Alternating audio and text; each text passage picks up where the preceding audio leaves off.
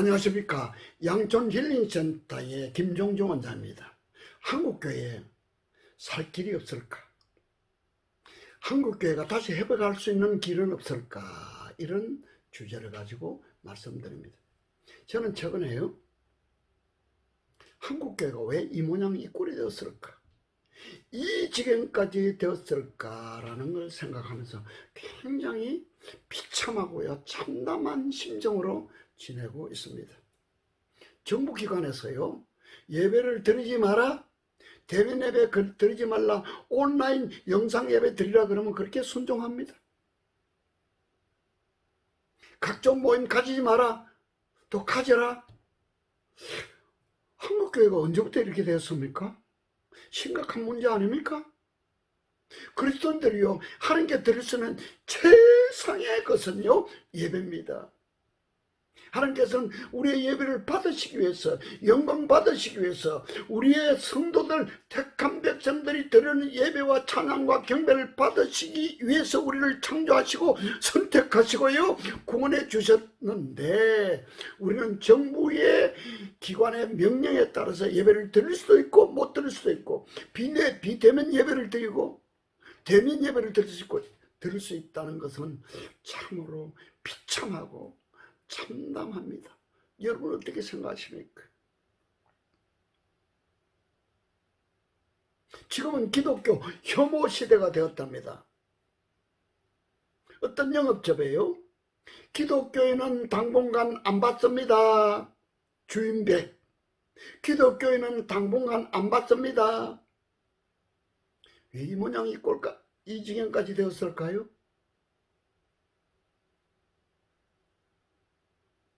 세상 사람들에게 밟히는 수모를 당하고 있습니다. 그리고요, 코로나 사태를요, 기독교인들의 책임으로 몰아가고 있습니다. 지금 문재인 정부는 프레임에 참 재미를 보고 있습니다. 어떤 프레임을 딱 정해놓고요, 거기에 자꾸 집어넣습니다. 여론몰이를 합니다. 이게 전공입니다.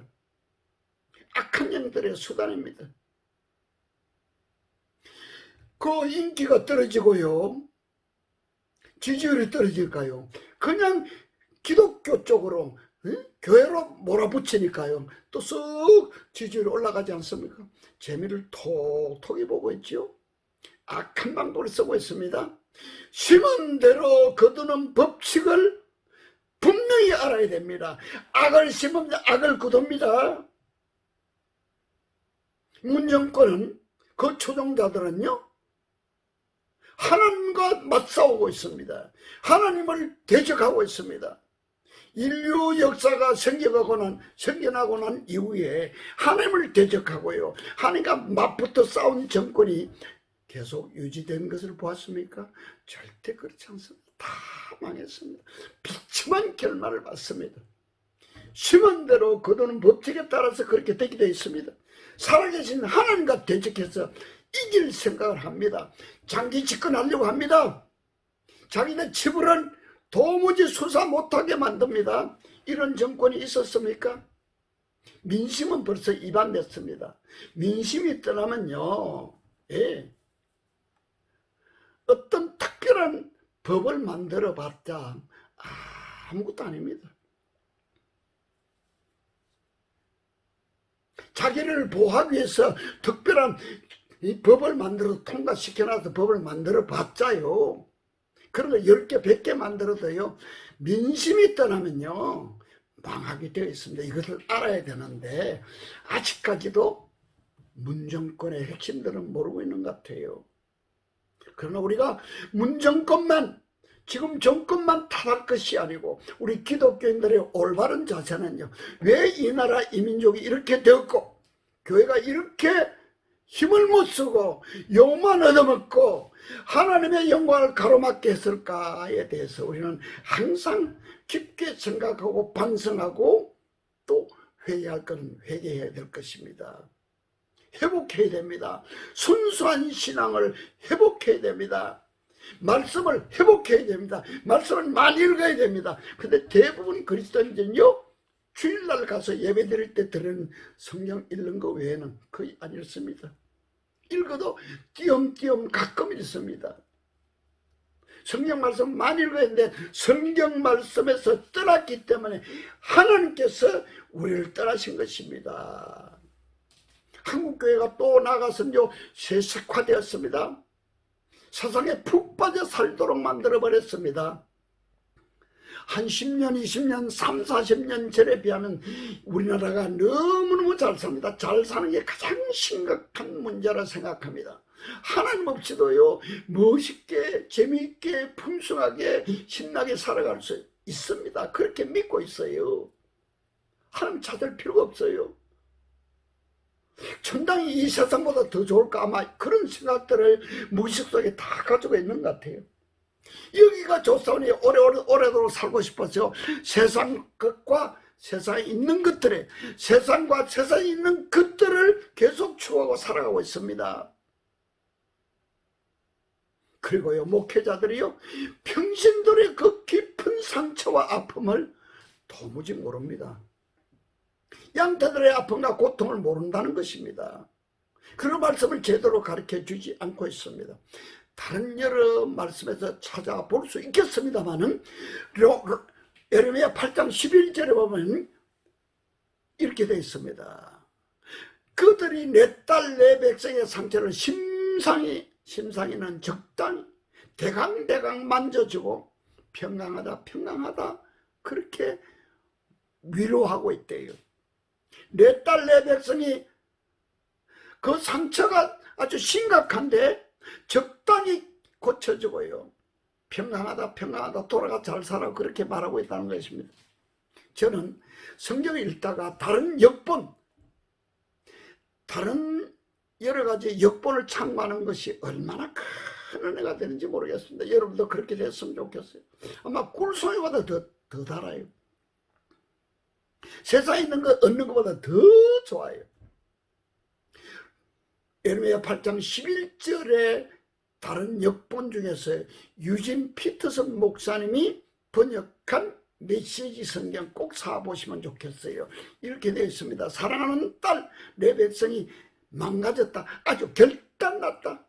내 딸 내 백성이 망가졌다. 아주 결단나버렸대요. 그런데도 그들은 목자들은 반창고나 붙여주면서 말하기를 별일 아니야 괜찮아 그러나 절대 괜찮지 않다라고 하나님의 말씀은 말씀하고 계십니다. 사랑하는 시청자 여러분, 평신도라면요 목회자들 탓하지 마시고 원망하지 마시고요 내가 직접 하나님 만나면 됩니다. 직접 새벽에 일찍 일어나서요 하나님을 직접 말씀을 통해서 만나시면요 풍성한 꼴을 넘치는 꼴을 얻을 수 있습니다.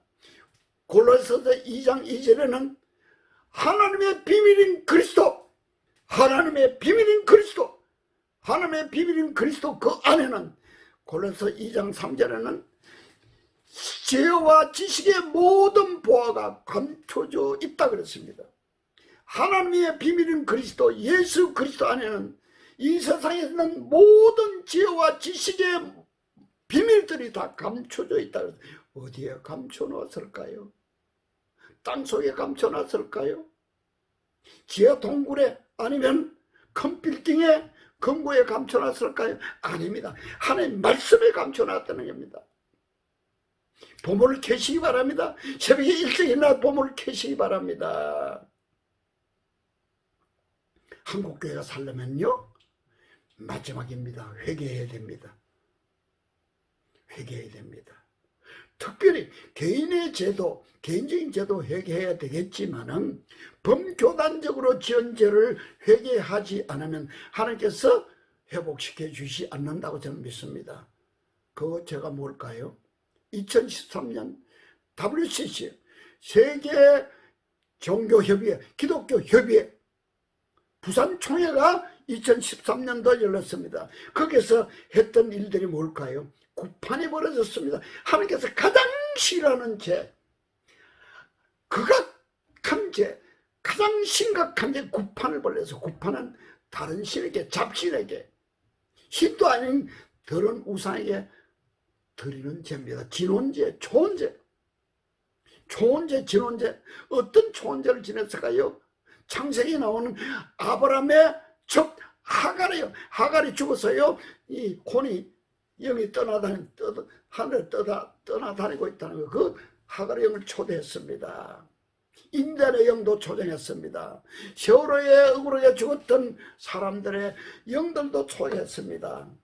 이 지구상에 억울하게 죽었던 사람의 혼들, 영들을 초대해서요, 진혼제, 초혼제를 하나님이 가장 싫어하는 죄, 진노하시는 죄입니다. 이를 통해서 하나님께서 대노하셨다고 저는 믿고 있습니다. 모든 잡신을 섬기는 종교 지도자들과 종교 통합이라는 미명 아래서요, 손에 손잡고 박수를 하고요 했습니다. 더 나아가서는요, 캐톨릭은 적그리스도라고 웨스트민스터 신앙고백 제25장 6항에 웨스트민스터 신앙고백 제25장 6항에 정확하게 적시되어 있습니다. 적시되어 있습니다.